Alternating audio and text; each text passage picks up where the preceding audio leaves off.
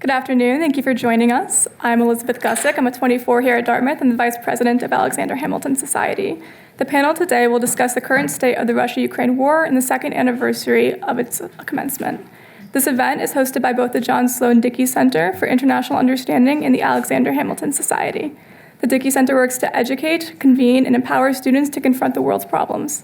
The Alexander Hamilton Society is a national organization that identifies, educates, and launches young students into foreign policy and national security careers. The Dickey Center and Dartmouth AHS have collaborated on numerous events in the past year, and we're honored to be able to bring these distinguished guests together today. Moderating the discussion will be Victoria Holt, the Norman E. McCullough Jr. Director of the Dickey Center. She joined Dartmouth in 2021 with a background in public policy, leadership, and diplomacy. She had served as Vice President at the Henry L. Stimson Center, where she directed the Transforming Conflict and Governance program. She also served at the State Department, where she was responsible for policy and guidance for actions in the UN Security Council, and oversaw the offices for peace operations, sanctions, and counterterrorism and UN political affairs. Holt will be moderating a discussion with two esteemed guests today. The first is Spencer Boer, a Magro family Distinguished Fellow in International Affairs. Mr. Boer comes to us with decades of experience in law and policy, foreign relations, and national security from the public, private, and nonprofit sectors. He most recently served almost 3 years as Deputy Assistant Secretary of Defense for European and NATO policy, a key member of Defense Secretary Austin's team during a historic time for transatlantic relations, European security, and NATO. Previously, Mr. Boer served in senior roles in both terms of the Obama administration and was an adjunct professor at Georgetown University, as well as served as a director, senior fellow, or visiting scholar with numerous think tanks. Our second guest speaker here today is Ambassador William B. Taylor. Taylor is Vice President, Europe and Russia at the U.S. Institute of Peace right now. He served at the U.S. Embassy in Kyiv in 2019 and as the U.S. Ambassador to Ukraine from 2006 to 2009. During the Arab Spring, he oversaw U.S. assistance and support to Egypt, Tunisia, Libya, and Syria. He's also served in Jerusalem as the U.S. government's representative to the Mideast Quartet. Please join me in giving them a warm welcome.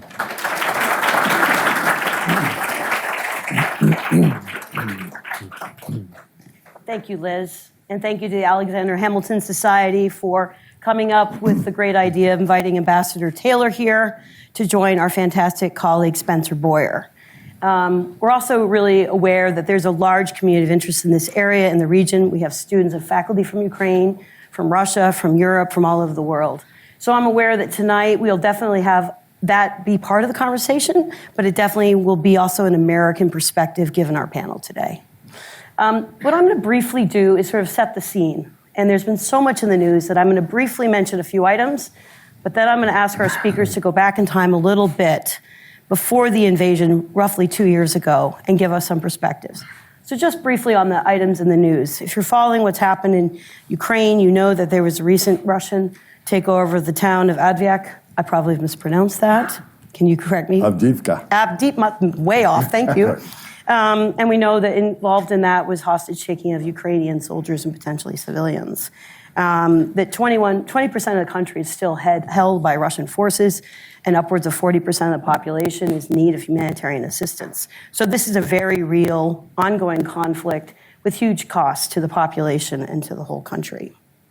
We also know here in the United States, there's been debates about whether or not this is our role in the world to care about a country like Ukraine and what the alliance means to us. We have domestic debates about whether to fund this in our Congress today, and former President Trump has asked the question about whether indeed we should uphold our NATO commitment under Article 5. So I think that also animates the talk today. If you look further in Europe, the Munich Security Conference last week was concerned with all of this, including recent actions by Russia, which included going after the dissident Navalny. His death is still not explained, but it was assumed that it was related to his political democracy views and the Russians' larger impact in the region. So I think all of this is sort of the context for this conversation. It's not just an anniversary, it's a very present question. So with that, let me start with you, Ambassador Taylor. You served as the ambassador in Ukraine. I think you even were in Ukraine close to the time of the larger invasion 2 years ago. Am I correct in that? Can you scene set for us a little bit? Did you know this was coming? I didn't know it was coming. So 2 years ago Saturday, they invaded. So that was in February of 2022, as you said. In January of 2022, I happened to be in Kyiv, had a conversation, had an opportunity to sit down with President Zelensky, whom I had worked with, as you say, Tori, when I was there the second time, that is in 2019, when he had just been inaugurated. He had just taken office. And so I saw him both then, for that period of time, working closely with him, and then just before the invasion. And he remembered that there had been briefings. Our intelligence was actually pretty good in one respect. Our intelligence was pretty good in that our intelligence figured out that the Russians were very likely to invade. Very likely. And we even said it was imminent. The Ukrainians, again, 3 weeks before the invasion, including President Zelensky, did not want to believe it. Ukrainians didn't want to believe it. French and the Germans didn't believe it. And the French and Germans were telling President Zelensky, stay calm, don't listen to the Americans. The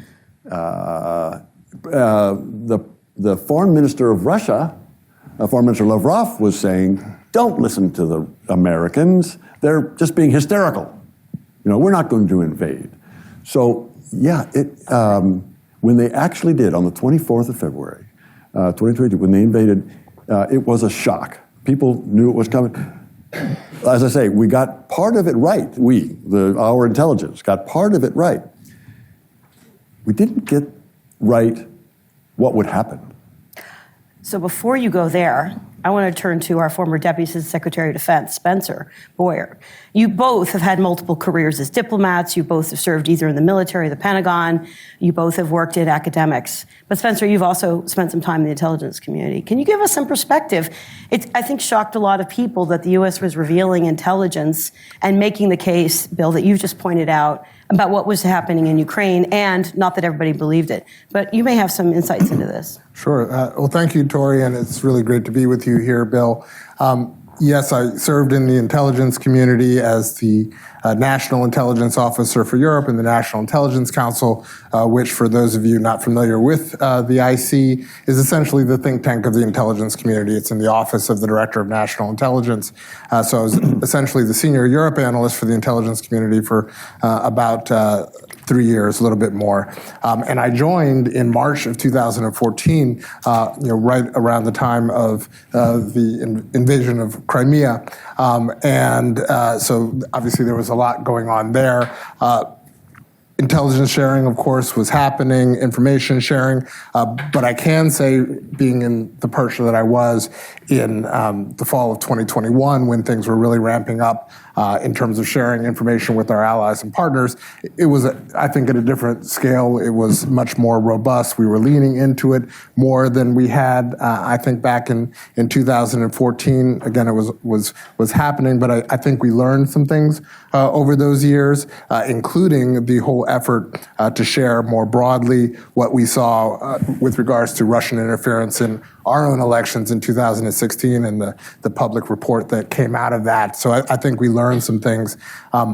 When I started becoming more aware and more involved, again, it was the fall of 2021.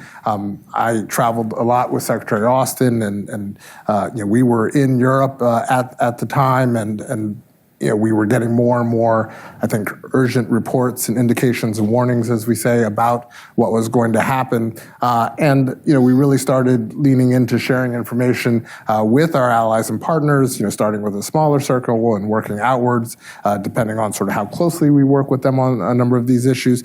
And my experience tracked a lot of what Ambassador Taylor experienced in terms of folks being interested and appreciative of the information we were giving, but not necessarily believing what our analysis was of the likelihood of it happening. They say, thanks so much for that information, and we're seeing some of this too, but we have a different interpretation about what it means. And I think even right up until the time of the invasion, there were some allies and partners who really didn't believe it was going to happen because they thought it was just too irrational. There's no way that Vladimir Putin would do this because the blowback would be too much.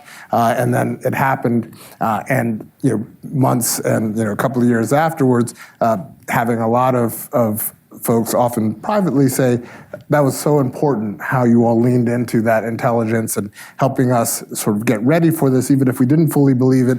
It helped, I think, motivate a certain thinking and digging into this and made us more ready for when it happened. Yeah. Well, and I think then the next question was, that might have been right, but I think a lot of people assumed that Ukraine could not stand up to this massive Russian force. So did we get that wrong? What was involved with that? Is that all about Ukrainian will? Tell us a little bit about what happened next. So, I've been back 6 times since the big war started. And in last October, I sat down with General Zaluzhny, but this most recent, in January, so last month, I sat down with the person who got that briefing, Spencer, that you were talking about. And the U.S. briefing was this was a senior person in the National Security Defense Council of Ukraine. And the CIA briefers were there, gave him maps and expectations. He remembers that very well. He was just telling me this 3 weeks ago. He was telling me he remembers October 2021, that briefing very well. And it's exactly as Spencer said. It's coming. We have good information that it's coming. They didn't want to believe it. But the other thing he remembers about, this gets to your question, Tori. The other thing he remembers about that briefing was that the attitude of the Americans was, they're coming, the Russians are coming, and you guys are toast. You guys don't stand a chance, was the attitude of the American briefings to the Ukrainians. And they said, apparently, the American briefer said, we can help. If you want to form a government in exile, if you want to kind of leave Kyiv, we can help get you out. We can get you down to the Carpathian Mountains, for example, or even in Poland. The expectation was exactly what you asked, and this guy remembers it very clearly, kind of bitterly, I will say. The expectation was these guys didn't stand a chance. Well, they did, and they stopped the Russians. The Ukrainians stopped the Russians. The Russians got all the way to Kyiv. So when you visit, people in this room have visited Kyiv. How many people? Yeah, all right, good. 25 minutes out of Kyiv is Bucha. And the Ukrainians were defending there, and the Russians came in. The Russians took over Bucha and Irpin and Hostomel. And as we know, horrors took place there. But the interesting thing is they were that close. They were that close. The Russians were that close. And the Ukrainians stopped them and pushed them back. And we can talk more about that. Yeah, the only thing I would add is I do think that we maybe underestimated the will to fight. In the same way we maybe overestimated the will to fight in Afghanistan, I think we underestimated the will to fight among the Ukrainians. Certainly from my vantage point, I didn't see many people within the U.S. government, whether in the Pentagon or elsewhere, who thought that Ukraine was going to be able to withstand this Russian onslaught maybe more than a month or two at best. I would guarantee you, if you were to put truth serum in anybody and say, how likely do you think in 2 years there's going to be a panel here and talking about sort of the state of the war, it would be 0%. I don't think anybody thought that this was going to last as long as it did, and everybody's been, I think, pleasantly surprised. I mean, it's tough road ahead, of course, but in terms of what we were trying to do at the time, I think that the best case scenario was, okay, let's just at least make this tough for Russia so that, in terms of any kind of negotiation or Ukraine being at the table discussing sort of what the terms are, that they maybe have at least a little leverage. But I don't think anybody thought that they were going to be able to hold off as long as they did. Even as we were putting everything into, let's try to make that happen. Well, and part of your job is to build up an alliance in response to this, right, Spencer? I think both of you have been involved in that sort of diplomatic work. So there's been a lot of debate about whether the state of Ukraine is partly related to the miscalculations of Russia, right? I mean, just for one example, to go ahead and invade without nary an argument in the Security Council immediately drove people to vote and condemn this, right? And the sanctions were immediately applied, which we'd also evaluate in hindsight today. The allyship within Europe, the European Union, the desire to expand and join NATO in some countries' cases, all seem to be on the positive ledger of supporting what Ukraine needed for defense and the increasing U.S. military support. Others would argue, oh, the sanctions haven't really worked, right? Or why are the Europeans not stepping up and funding more of it? Why do we rely on the U.S.? So help us all walk through a little bit about both what we underestimated and what we may face going forward. So on the alliance side, maybe let me start there. What did you see as a response in Europe and with our allies? And why is that important? Sure. I certainly, it can be a glass half empty, glass half full kind of vision. I tend to be very glass half full with regards to what we've seen from our allies and partners since the war began. And I think just even going back further, given that there are so many arguments about Europe not doing enough and this is all falling on us, if you just take Ukraine, Europe has done a tremendous amount, both European Union and EU member states. I think close to 100 billion, 96 billion, has been made available to Ukraine in military, humanitarian, refugee assistance, financial assistance. Another 50 plus billion, has been pledged for helping Ukraine to do reconstruction and prepare itself for potential EU accession as they are a candidate for EU membership. So we're talking about 150 billion right there, just on sort of the EU side. At least 30 billion of that has been in military assistance in terms of equipment, from tanks to jets to air defense systems. EU has done a tremendous job in training Ukrainian military. I think over 40,000 have been trained. Bill probably has better numbers, but a lot, and I think they're doing a tremendous job on that. And then, of course, NATO allies, themselves, while NATO isn't giving lethal assistance to Ukraine as an organization through different mechanisms, being able to give non-lethal assistance to Ukraine. Obviously, what the member states of NATO have done since the beginning of this conflict has been incredible in terms of building up the eastern flank of the alliance to protect against a resurgent Russia, in terms of building up battle groups on the eastern flank, on the north and southern side of the eastern flank, revamping sort of NATO's force model to be better prepared, more readiness, understanding exactly who's going where in the case of some type of emergency. And then just on defense spending, we've seen a tremendous amount of progress. I mean, if you look at 2014, only 3 countries were European countries, I believe, were at 2%.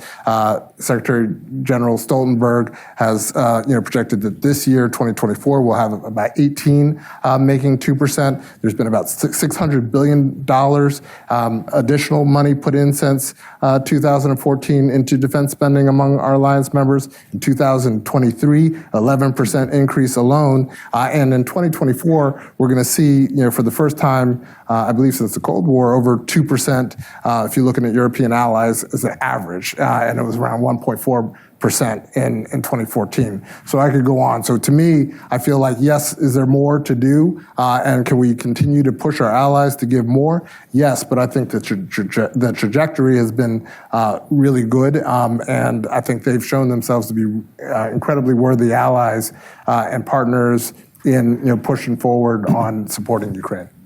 Okay. What's your perspective? And they look to us for leadership. They, the Europeans and the Ukrainians. On the Ukrainian side, Spencer's exactly right. The Americans have led this effort. Europeans have pulled in strong. We led on sanctions. The Europeans came in after that. We led on providing the weapons. They've come up with a couple of exceptions. Actually, the Brits have provided some kinds of weapons before we have. In terms of jets, in terms of long-range missiles. The Brits have actually done that before we did. So it has been a combined effort. Ukrainians will thank every American when they show up. The first thing they say is, thank you. Thank you for your support. Ukrainians know why they're fighting. Ukrainians know that if they lose, there will not be a Ukraine. Putin has made it very clear what his goal is. His goal is to eliminate Ukraine as a nation. He doesn't think there is a Ukraine as a nation. They're not really a people. So he's going to take it back. Ukrainians know that. And the Ukrainians are fighting for their existence. They're also fighting for us and for European security. So there is that. Tell us more about that. What do you see the link? Some say, I've been in conversations where someone said to me, why should we care about Ukraine? It's a small country in Europe. What has that got to do with American interests and values? It's a good question. We should have that debate, and we should answer that question. On the first instance, one reason we should care is the kind of world, the kind of foreign relations system that we want to live in. So up until the middle of last century, there were a lot of wars. People will remember, World War I, World War II. But before that as well, and since World War II, there has been an agreement among nations in Europe and broader that little nations and big nations together both have sovereignty, are sovereign nations, and that borders matter, and that those principles of sovereignty and respect for borders didn't keep the peace totally, but it avoided a big war in Europe since 1945, until the Russians invaded. If we want to go back to the kind of world where big nations can invade little nations, if they can get away with taking part of their neighboring country, then that's a different world than we want to live in. That's a different world than we're living in now. If we want to get back to that, then Ukraine needs to win. The Ukrainians need to win. The Ukrainians are not asking for soldiers. They're not asking for soldiers from NATO or from the United States. They're just asking for the ability, the tools to stop the Russians. And they're clearly fighting for their own existence, but as they do that, they are fighting for a different world, a different system, a different order. And we have an interest in that order. I fully agree with all of that. Only thing I would add is China is watching. I truly believe that what happens in Ukraine will affect their judgment and their decision-making for some of their stated ambitions, in particular, what they do with Taiwan, which they consider to be theirs, and whether the international community's response to any type of invasion of Taiwan would look more like what we are seeing so far in terms of how we have pushed back against Russian aggression against Ukraine, or will it look more like sort of what happened in Hong Kong when that vibrant democracy was snuffed out when it went back to China's rule. So I think that is important, and so we can't underestimate the signal that we are sending, and not just to China but to other autocratic regimes around the world who have territorial ambitions and sort of aggressive goals. But then secondly, I think it matters because Putin will have a message about what our staying power is and what our reactions would be towards other provocations he might have in his near abroad. And he's clearly showing that he is willing to be very aggressive and push back against or completely violate international law and borders. And we have a lot of territory that is part of the alliance, and we have an Article 5 commitment, meaning sort of a responsibility within NATO to come to the defense of others who might be attacked, and sort of an attack against one is an attack against all, and to potentially get drawn into some type of conflict with Russia, if it believes that we're not going to respond. And so, to me, I think that's a very real threat. We even saw it, last year with an incident that happened in Poland, and everybody trying to figure out what happened there. It turned out not to be any type of sort of Russian attack on Poland, but I can tell you from being in government at the time, there was a flurry of activity of what does this mean for us, and what does this mean for Article 5. So we take that seriously, at least we do now.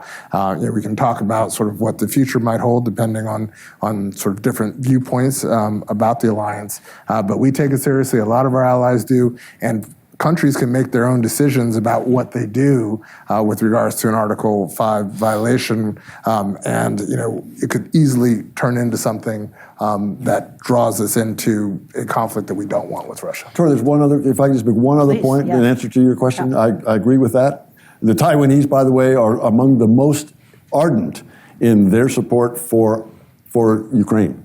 I mean, the Taiwanese really want the Ukrainians to win. For exactly the reason that Spencer said. But there's another reason.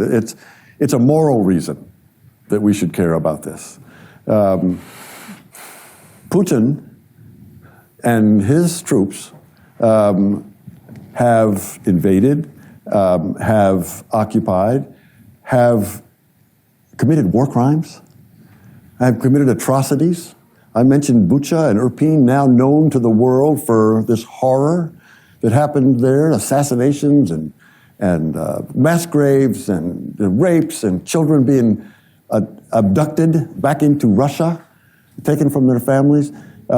That can't go unpunished. That can't go, the accountability for that. He's already been indicted by the International Criminal Court. So he's an indicted war criminal for that abduction of Ukrainian children. There are more crimes that he has committed. Some call it genocide. Some call it atrocities. If he gets away with this sets a different standard for going forward, exactly as Spencer saw. So maybe I'll ask a last question, and then all of you, I would look to have you engage. So Ukraine has made a statement that the best way to end the war, and the U.S. has backed this, is for Russia to withdraw. And Russia has been really clear that they're not going to withdraw. And so you don't have crystal balls, although you both are well-established experts on all of this. Some have pointed to Russia getting arms from DPRK, North Korea, working with China. They have upped their relationships with countries, including in Africa, with their private force and mercenaries to prop up or support governments that are at risk. So they're not stopping even beyond Ukraine to pursue some interests to evade sanctions. I think some of the sanctions the Biden administration is preparing includes countries in India and China, almost like a much further reach than just Russia. So how does this go forward? Is this like, you couldn't see it 2 years ago. Would you say you see a way forward out of this? So I'm glad to take a shot. Yeah, why don't you start? It's not an easy question. Not an easy question, but one can think about three outcomes. Ukrainians win, Russians win, or there's some kind of a stalemate. Right. And we're in a stalemate right now. And both sides recognize that the war has changed the nature of conflict, the nature of what's happening on the battlefield. Again, I talked to General Zaluzhny last October. He said, we, the Ukrainians, can see what's going on the Russian side due to our drones in a way that we never could before. And so we can tell when the Russians are planning a push, a thrust, an attempt, an offensive to break through the lines. And they can see ours. The Russians can see into ours for the same reason. I mean, they both have drones going in both directions.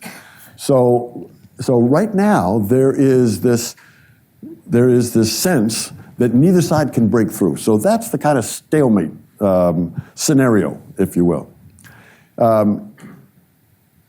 General Zaluzhny says, and others agree, that if we provide, the second scenario is, the Ukrainians win. The Ukrainians can win if we provide them the support. They don't want the soldiers, they want the support. They need the weapons. And then the question is, what kinds of weapons?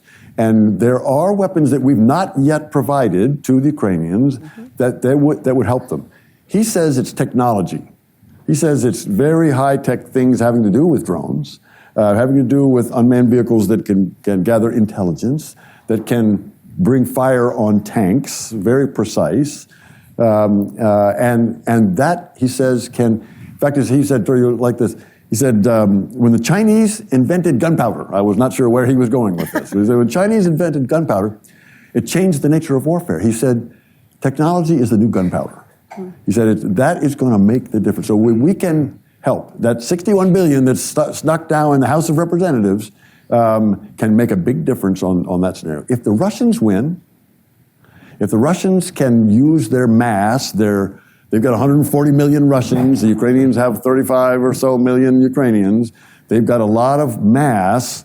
If the Russians win, then A, there's no Ukraine, and B, exactly what Spencer talked about, they're on the border with NATO. They're already on the border with NATO in the Baltics and Finland. Yep. But they're up against Poland and Romania, and our soldiers are there. So those are the three scenarios. Okay.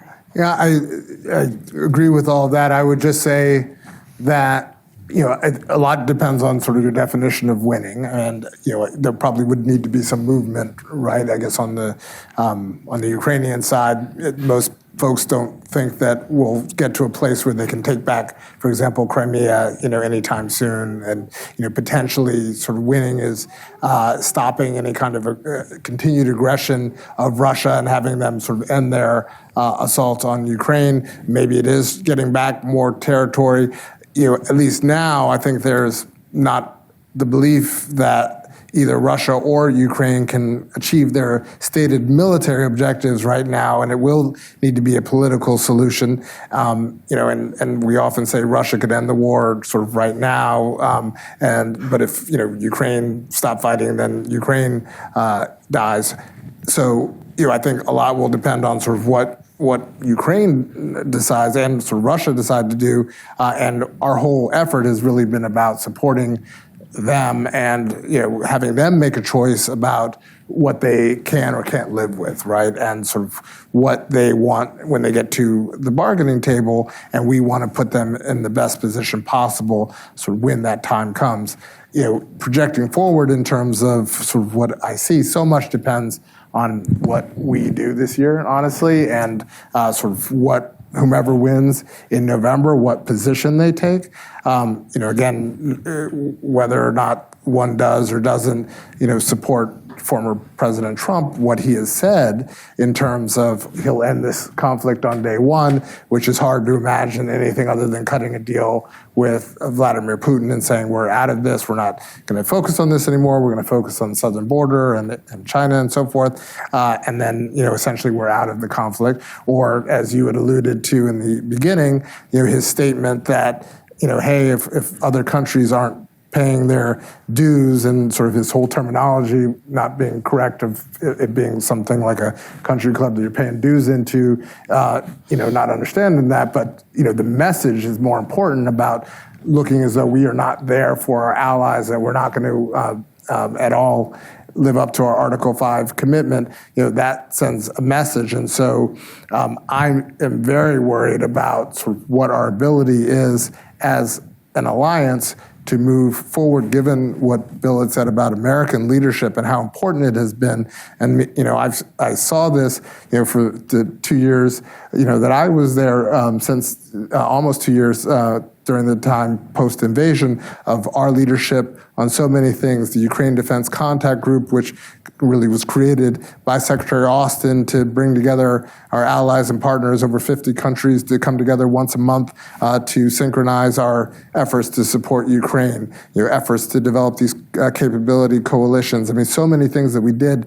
If that leadership is not there, certainly privately, now publicly as well, folks talking about how damaging this would be in our ability to push back on Putin's aggression. So, I'm hoping that obviously President Biden has been very clear about his desire for support. I hope whomever comes out on the other side, if they were to win, that they are supportive of NATO and our current efforts, because I think that the alternative is really dire. Okay. Well, thank you so much for launching all this. We have two talented colleagues who are with us, who have microphones. I'd love to open this conversation up. You two have not been in violent disagreement with each other. So if people in the audience wish to challenge any of this, please do so politely, of course. I'm looking first for student hands. I see one here, Maddie. Okay, fantastic. We'll work our way through everybody. Thank you. I am in Professor Boer's course, which is on Russian influence in Europe. And something we've been talking about is the fact that countries like Estonia, Latvia, Eastern European nations in general have more experience in cyber security and combating disinformation coming from Russia. And the idea that this is something the U.S. should be learning from, using their tools and their experience. And I wonder if you see other areas that the U.S. should be looking to Russia's neighbors to learn from their experience, perhaps that we're overlooking right now. Thank you. Really Why interesting. don't you start, Bill? This is a great question. The Estonians, the Latvians, Lithuanians, the Finns, the Poles, they have been living next to Russia for 300 years. They know the Russians so much better than we do, than the Americans do. And so I listened to, you're exactly right, we have a lot to learn from them. One obvious lesson, we didn't have to learn it from them, but they demonstrated, were the Finns and the Swedes. So Russia invades Ukraine, 2022. For generations, the Finns and the Swedes have been neutral. When they see the invasion, they immediately apply for membership in NATO. Why? Because they figured out, knowing Russia, they figured out that neutrality was not going to protect them. It didn't protect the Ukrainians. The Ukrainians, in their constitution, had neutrality up until 2014. It didn't help them. The Finns and the Swedes figured this out. The Finns are now members, Swedes are close. So we've learned a lot from them. It even goes back to earlier versions of NATO, earlier expansions of NATO, where, again, the Poles and Czechs and the Hungarians know the Russians better than we. So in 1992, when they were suddenly free, they were suddenly out from under the Soviets and the Russians, they did the same thing. They asked to join NATO because they know what the Russians have done over 300 years of history. Yeah, I think just adding on to that, what I feel like we can learn from some of your Eastern flank allies is some of their analysis of Vladimir Putin and sort of his mindset. They were the countries, the Balts, they didn't need any convincing when we were sharing our indications and warnings of what was going to happen. They were kind of like, yes, we've told you this is what he's going to do. And they were the ones who were often arguing with us, yes, this is real. And so they have had a history with Russia. They, I think, understand sort of Vladimir Putin's mindset, and so some other countries who just didn't think it was logical for Putin to make a decision, I think they were able to give an historical sort of analysis and a bit of a sort of a profile of him that was really helpful, and maybe more folks will listen now. Okay, fantastic. I see a hand over here and a student in front here. Yes, hello. Ambassador Taylor, I'd be interested to hear your impressions from the first time you were in Ukraine as ambassador, and then later when you came back as Chargé. And I don't think we met, but I ran the Peace Corps there from 2010 to 2014, Excellent. right after you left. Excellent. And, we used to train, people in Western Ukraine in Ukrainian and Eastern Ukraine in Russian. And I would say Eastern Ukraine was more ambiguous toward Russia.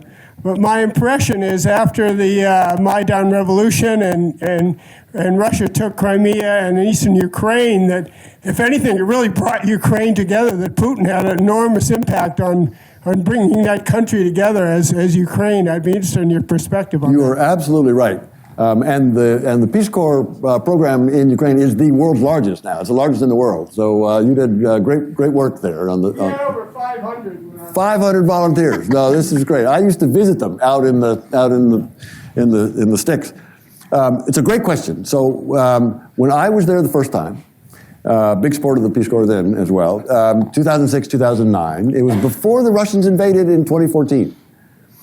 And it's actually hard, it's a great question. It's hard to imagine now, when I say this, it surprises me that there was a real debate. I mean, Ukraine is indeed a democracy, and a raucous democracy, and unfinished, and as we all are. But it's a real debate, and there was a real debate about which direction Ukraine should go in 2006, 2009. Part of the country, in particular in the east and the south, thought that Russia was the direction that Ukraine should go. Part of the country, mainly in the west and the center, thought that Europe was the place to go. This was not. This was a regular debate, disagreements, arguments, and the second largest. This is the hard thing to imagine now, knowing what we know about the Russians. When I was there the first time, 2006, 2009, the second largest political party in Ukraine was unabashedly pro-Russian. I mean, it was without embarrassment. I mean, they would say, yes, we think that we should be aligned with the Russians. And exactly what you said happened when I saw it when I got back. That is, in 2014 when the Russians invaded Ukraine, the Ukrainians were shocked. They thought that the Russians, were not enemies. Most of them didn't think the Russians were enemies. And a lot of them thought they were cousins and family, and they had cultural ties and criminal ties and linguistic, And when the Russians invaded, they were shocked, and that started this unification that you talk about, consolidated in 2022. When the Russians invaded with 190,000 troops from all three borders, killing hundreds of thousands of Ukrainians. The Ukrainians are now unified against the Russians. This is not happy to say either, but the Ukrainians hate the Russians. It's not just that they hate Putin. They hate the Russians for what they're doing. The Russians have created on their border a hostile nation that's going to last for generations because of this unprovoked invasion. They've not been able to tell anyone, Putin has not been able to convince anyone why they invaded, and have now killed hundreds of thousands of Ukrainians, destroyed cities, kidnapped children. I don't have to go through this. There is real hatred. It's sad to say. That's the difference between when I was there the first time and what we see now. in terms of my own personal anecdote on that is just how much I've also seen sort of this animosity towards Russia and Russians and not just the government. When I was in the State Department, I was the Deputy Assistant Secretary of State for European and Eurasian Affairs, and I had the Western Europe as well as the public diplomacy portfolio for all 50 countries in the Bureau. So I'm a big believer in sort of the government to people and people to people ties that I think can really help strengthen relations over time, and how important it is sometimes to not focus on the people and focus on a particular regime, for example, to talk about sort of the Kremlin or Putin and not Russians largely. But when talking to Ukrainian officials, and I remember a conversation I was having at an event with a number of sort of Ukrainian officials who sort of Washington visiting and very much focused on, when I asked the question about Russians who maybe had left and sort of how to integrate or how to interact with them, and can they be part of a solution sort of longer term, and they were like, the Russians are all guilty. They are all guilty, and really don't give any kind of latitude for those who might disagree, who've left. They feel if Russia wanted to stop this, Russians could stop this, and I'm my own views sort of on maybe how to look at those who are dissenters and don't believe in that, and it's obviously easier said than done to try to stand up in that kind of regime, but it was very stark to me that many folks don't believe that there's a distinction right now. All right. So I've seen a few hands. I think Lily there's a gentleman right here in the front, and then I think you also have a student to your left. So maybe go to him first, and then over there. And then Thank you both for coming to speak to us, both students and non-students alike. I wanted to ask specifically on the technological front. A lot of what's being supplied, both by our European allies and the United States itself, much of this is not battlefield tested. For example, my country of Canada supplied 8 Leopard 2s to Ukraine. Those tanks have never been used in a conventional conflict before. So I wanted to ask, over the past approximately 2 years, how has the supply of munitions changed as more and more of what has been supplied has become battlefield tested? Have you seen much evolution there? And going forward, what do you think is the future of battlefield munitions?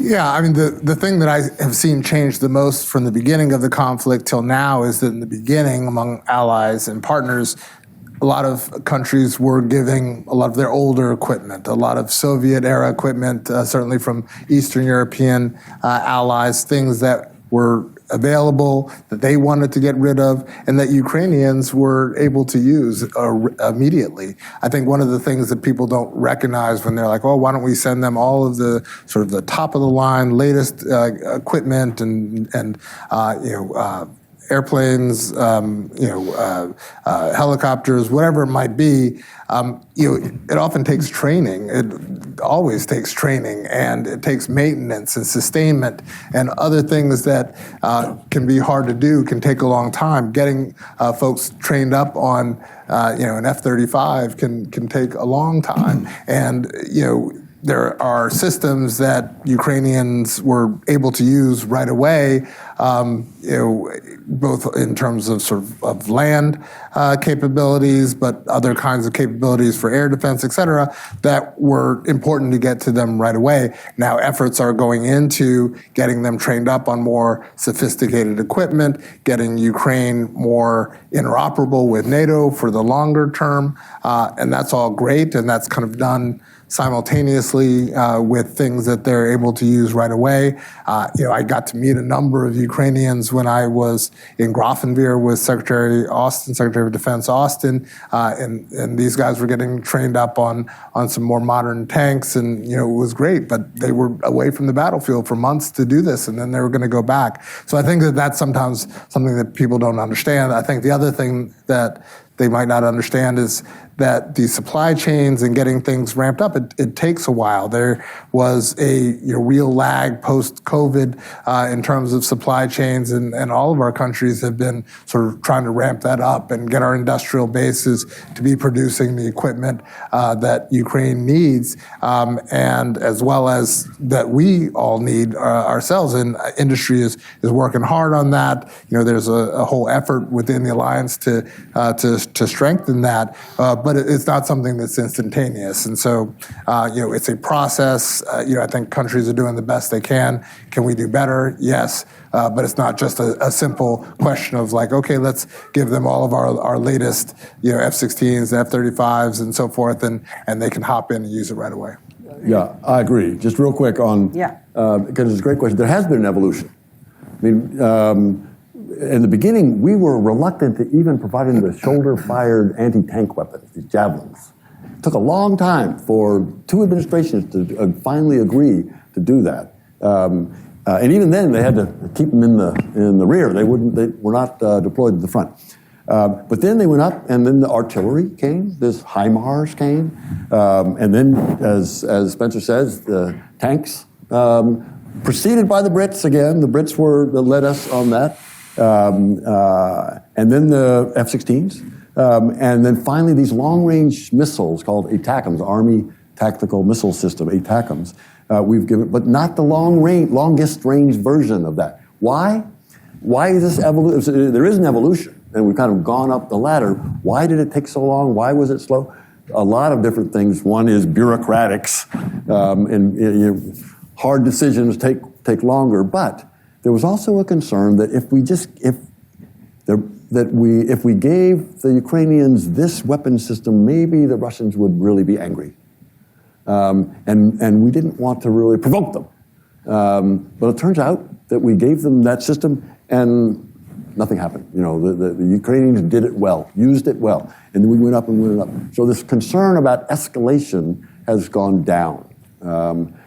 Bill Burns has recently said that concern about escalation was kind of overblown. But that was a big factor in the slow evolution that you asked about. And there had to be trust built up, because I was testing and exactly as you're saying, concerned that Ukrainians would take some of this equipment and then fire into Russia proper, and that it would be a real escalation of this conflict. And just to emphasize how important this has been for the U.S. government, that this not be viewed as a war between the United States and Russia or NATO and Russia, that this is something that we are supporting Ukraine in its war, its effort to push back on the war against it. And we wanted to make sure that there would be nothing that would drag us into something that could create World War III. I think we'll come back to that point. But we have a student over here. Thank you so much for speaking with us. On Saturday, the former president and potential presidential candidate, Donald Trump, said that Russia can do whatever they want to, and he would not provide protection to any NATO country if they don't pay enough. I want to understand the implications of that and just the general politicization of the war that's happening, especially considering that Putin has said that he would invade Poland also, and that he has intentions of conquering Ukraine and beyond. So how does the domestic polarization affect that? Yeah, I mean, kind of adding on to something I was saying before, I think it has an incredibly negative impact on sort of the whole dynamic of the conflict. It certainly sent shockwaves around the world. It has created a lot of anxiety, I think, within Europe about whether we will be there for them if former President Trump were to win again. I think that it sends a signal to Vladimir Putin, who I can't imagine isn't ecstatic about that possibility, and probably encourages him to interfere in our elections once again to support that, because who wouldn't want somebody who is going to be the leader of the United States that says, this isn't any of our business, we're going to let you do what you want within your sort of near abroad, and we don't care about Ukraine, and we're going to focus on other things. How does that not possibly embolden him to be more aggressive towards Ukraine? Can I just ask Spencer, though, the Europeans have been talking about, what was it, strategic autonomy, Yeah. even before the invasion of Ukraine.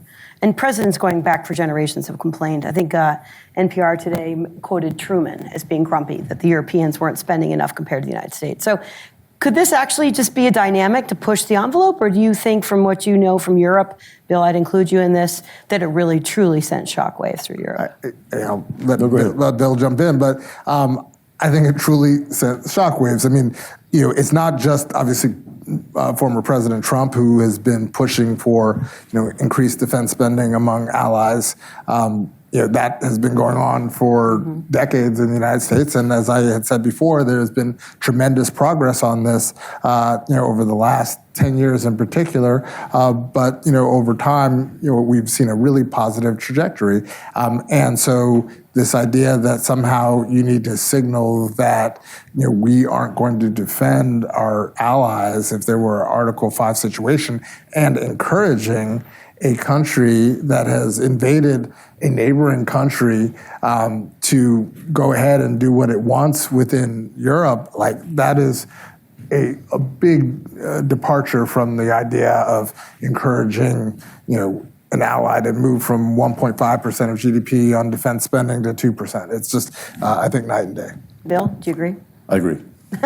Okay. All right. I see a hand right here. But actually, as you're making your way, because it might take a minute to get to you, let me just ask you, as you look out, like you both have been diplomats as well as been involved with military issues. You've been in the White House Situation Room debating issues. You've written memos up the chain to get attention. And there's a lot going on in the world. As you've mentioned both, we are thinking about China and what's happening there. The attacks in Israel, followed with the war with Gaza, and what's going on in the Middle East is certainly, I think, I've heard the Secretary of State's been in the region, 6 times since early October. How much does this set of issues have to now compete with a wide range of other issues for American attention? We haven't really spoken about that. It surely does. It surely does. Thanks. The focus on Ukraine had been strong, and then October 7th required attention from the Secretary of State and others that you described. The last week or two, there are some things that have kind of brought back the focus in time. There's a big debate in the House of Representatives on this $61 billion that we talked about, and it just turns out that the death of Navalny has refocused attention on how repressive the Russian regime is.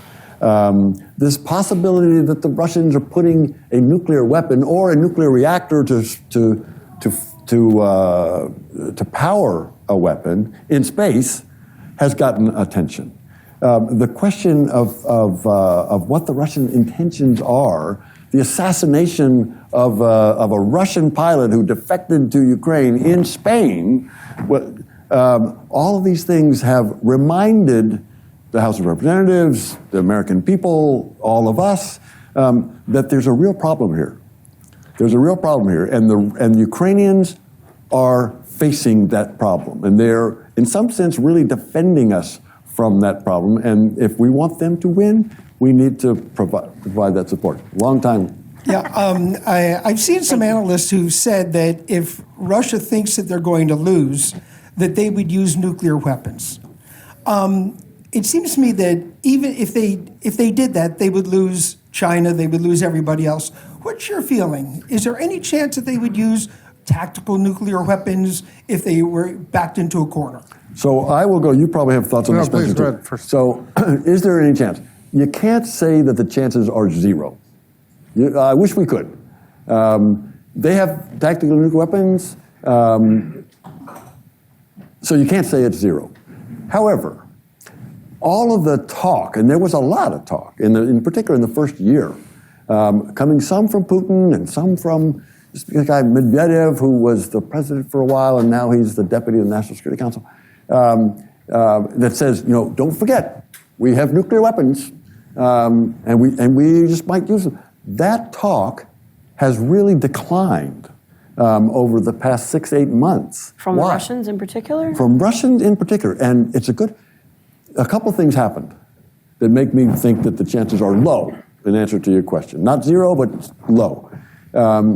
One was the Chinese. President Xi said to President Putin after some of these outbursts, "Shut up," he said. President Xi told Putin, "Stop talking about nuclear weapons." They didn't want to hear it. They didn't want to hear it. The Indians said something similar, but the Chinese were very pointed, and that had an effect on China is now Russia's main ally, even though the Chinese won't give them weapons and won't help them evade sanctions, at least explicitly.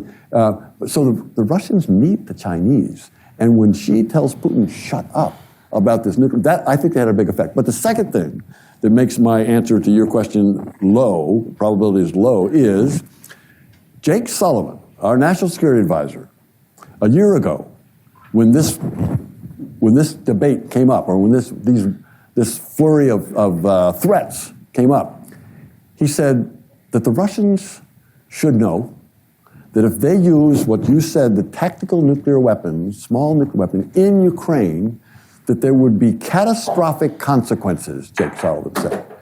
He didn't say that. I was just at the NSC earlier this week, and we actually were having... Security Council. I'm sorry? The NSC is the National Security Council. Our National Security Council, right. I was just there, and we had this... It turns out that this was a topic. They said they gave a lot of thought to those two words, catastrophic consequences. So Jake didn't make it up. He didn't say this spur of the moment. No, this was U.S. policy that said if you use a tactical nuclear weapon in Ukraine, there will be catastrophic consequences for your military. Not a nuclear response. It would be a conventional response, we assume. He didn't say this, but we assume it would be some kind of a conventional response that would be catastrophic for the Russians. So I think the two things, the Chinese saying, "Shut up," and realizing, the Russians realizing that actually they should be deterred. Deterrence does work on this thing. No, I don't have anything to add. I completely agree. Okay, fantastic. All right. I see a hand here, and then I think Lillian, if you want to ask a question, that'd be welcome. Oh, do we have one back here too? Okay. Thank you for your opinion. You've made it very clear where you stand. My question is, do the Ukrainians really believe that we will be with them for the long run after we stood by and let Crimea be annexed? And now we're dribbling in and have dribbled in over the last year for reasons you've explained, the weapons that they think they really need. Do they really believe that we're going to be there for the long run? They do. The Ukrainians really believe it. They want to believe it, but they do believe it. They believe that they watch very closely. You're exactly right to ask this question.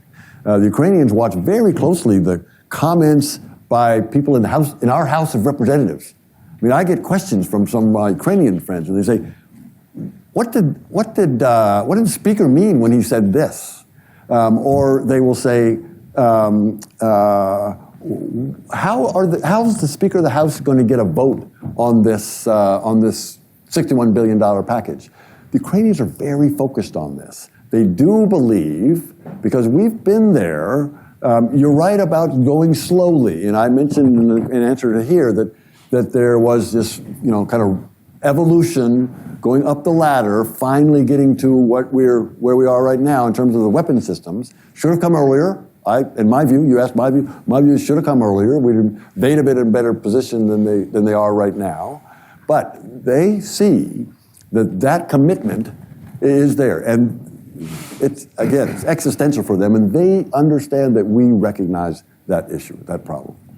And I completely agree. I think largely because they are so savvy in understanding our political system. Again, we'll see where things go, and I'm sure Bill would know better, but concerned about some possibilities for trajectories of our own politics going forward. But in looking at the Hill, despite the fact that we can't seem to get this aid to Ukraine freed up and voted on, they know that is sort of a small number compared to the whole Congress that is overwhelmingly supportive of supporting Ukraine. So I think that that is something that gives them comfort. Certainly throughout our administration and all of the counterparts that they have at the Department of Defense, State Department, White House, Treasury everywhere, being so supportive. He has not only Zelensky, but all of his government. They have interactions on a regular basis with their counterparts who all are saying very positive things and why this matters, and I think probably echoing a lot of the things that we're saying about why this matters for the United States. So I think all of those things make them feel that we're in this, until there is some type of real change in our leadership. Okay, I think I see a student up here. Yeah. Hi, thank you so much for speaking with us today. Kind of in the conversation of the slow escalation of support, you mentioned in your conversation that a real risk of Russia winning this war is that we have soldiers stationed in Poland. And I'm wondering what your thoughts are on how the U.S. strategy for deploying personnel might change as the war develops, and whether you think a line exists that the U.S. would consider supporting Ukraine with personnel. Okay, and I'm just going to say to everybody, we'll take a few more questions after this. Okay, so get your hands up if you're curious. So and the last part of the question, is it possible that we would send soldiers into Ukraine? That's essentially your and the Ukrainians have not asked for this. They have not asked for soldiers to come in. They don't want the Russian soldiers in there. They haven't asked for American soldiers to come in. They have asked for the weapons, as we've talked about before. And I think President Biden has been very clear. I think Spencer mentioned this earlier, that this is a fight between Ukraine and Russia.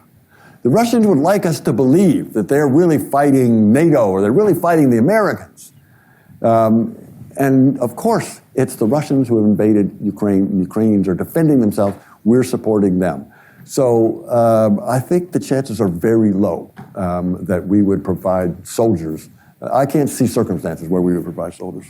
Yeah, no, I agree in terms of the escalation component that we were talking about before. I don't think there's the support for that. And that's not something that, I saw being focused on at all. It's really, about the support. And even within NATO territory, there is sometimes concern about, anything that could be a flashpoint for, having to respond, in a way that could drag us into this conflict in a deeper way, in an escalatory way. And your first part of your question, just to be clear, if the Russians made a really bad mistake, they made a bad mistake when they invaded Ukraine, if they made a really bad mistake and attacked a NATO member, then you bet, then we would abide by the commitment under the NATO treaty. Article 5 says, attack on this person, this nation is attack on us. And there's no doubt in my mind that we would respond. All right, I think I'm going to do a few hands all at once. We've got a gentlewoman here and a gentleman back here. And then late contenders over here. Great. You're going to take several? I'm going to take a whole round and then give you a chance. And I'm actually going to throw a question in as well. Oh. It'll be a prepare for a very multi-complex answer. I was born and raised in Kyiv. Okay. So all of this discussion is very personal for me. And thank you so much for being here with us. You started recounting how the conflict started, and famously, when Zelensky was offered government in exile, he said, "I don't need a taxi, I need arms." And in answering the question of this Canadian young man, you explained that the reason we were so slow in giving the arms that they need, that part it was bureaucracy, part it was fear of upsetting Putin too much, in various different words.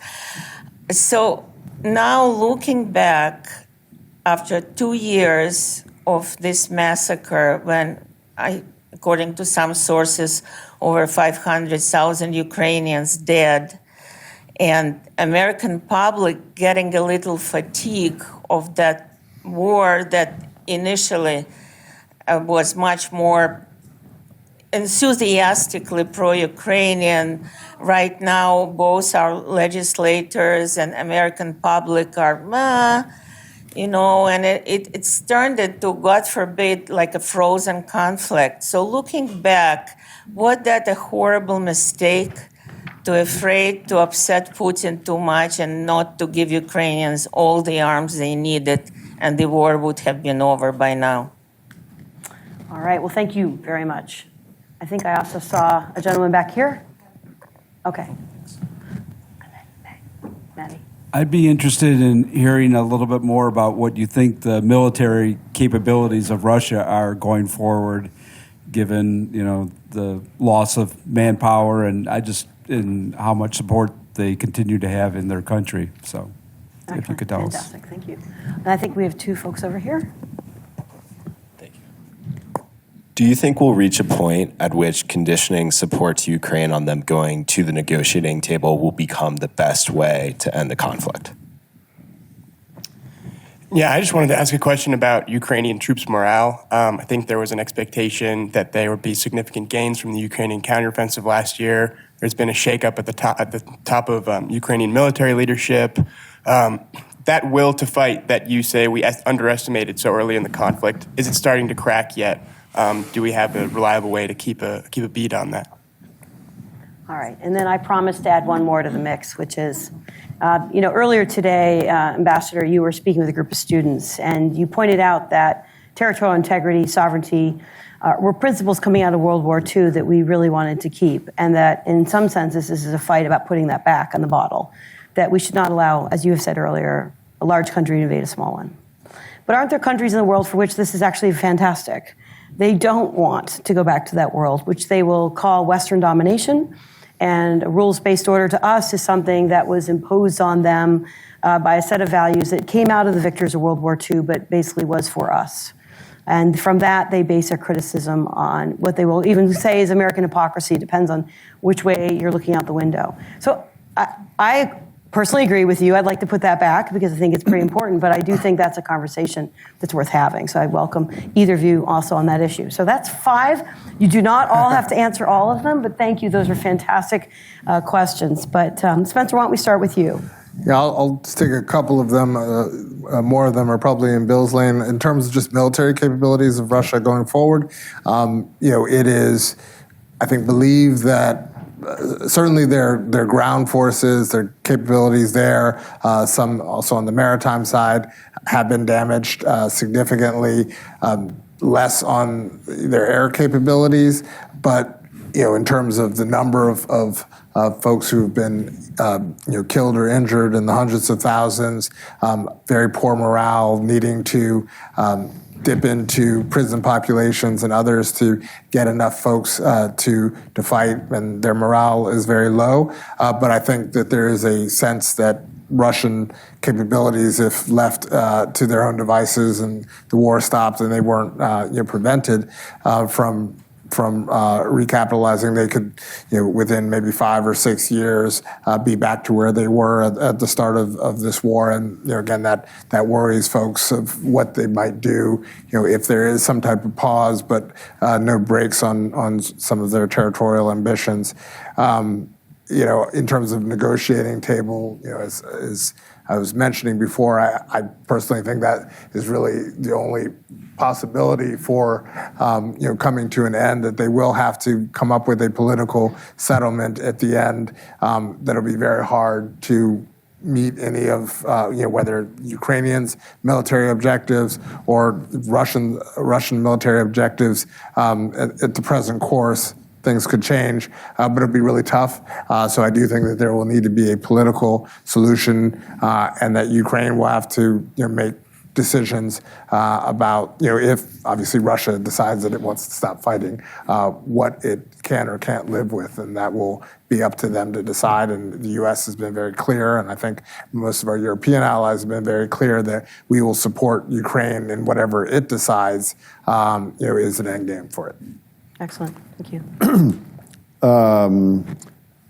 Should we have been deterred from providing these weapons? And should we have given them earlier? Yes, we should have. I think probably people in the administration would agree that knowing what we know now about, turns out there were no red lines. That knowing what we know now, we should have gone earlier. I think the answer is yes. On Ukrainian morale, again, I've been there 6 times since the big war started, more before that, and I have some good friends in the Ukrainian military, and I see them regularly when I'm back. If they can be back off the line, I will talk to them. I will tell you, they are tired. The Ukrainian soldiers, and I'll come back to the civilians, but the Ukrainian soldiers have been on the line fighting for 2 years as of Saturday. And they are tired. There's no doubt about it. The rotations have not, they haven't been able to rotate off the line for more than, a couple of days and then back in. So they are tired, but they know why they're fighting.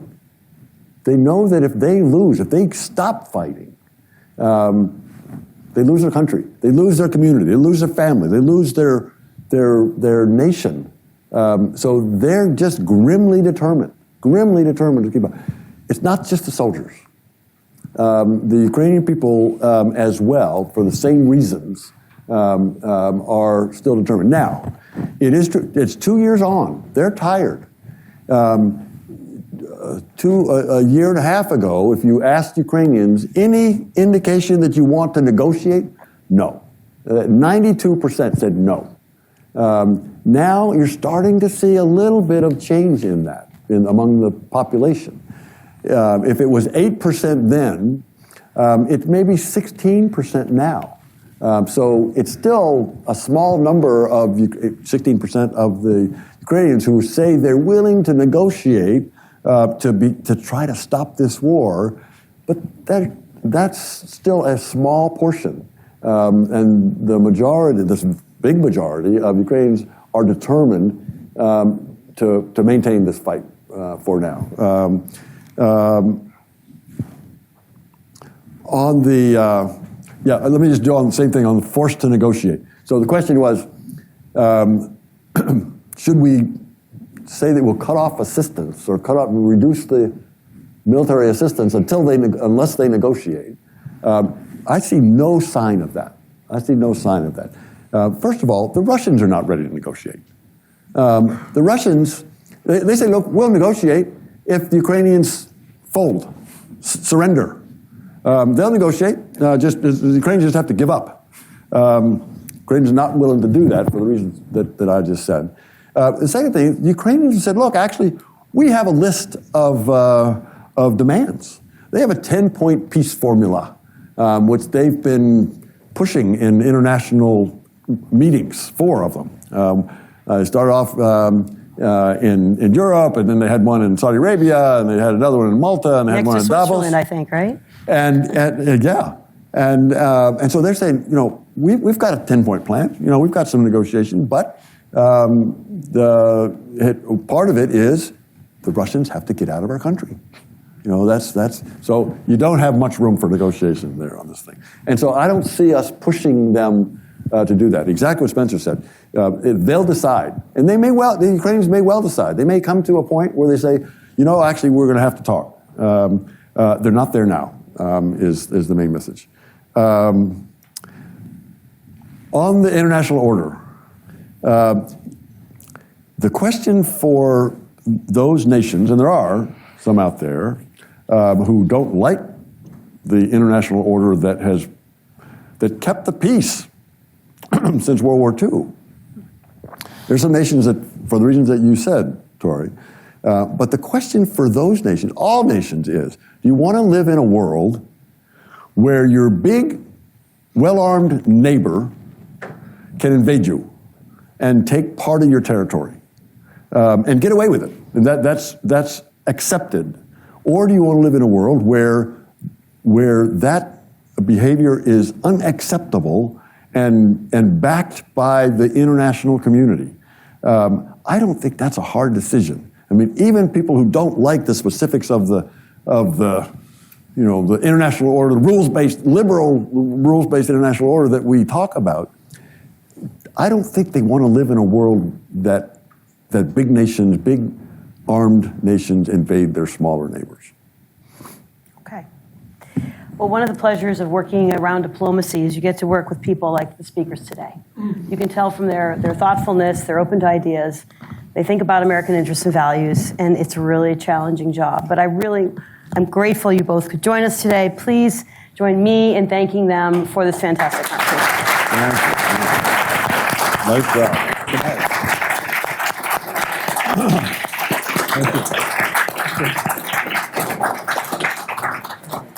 And thanks to everybody who came tonight. It's great to see you.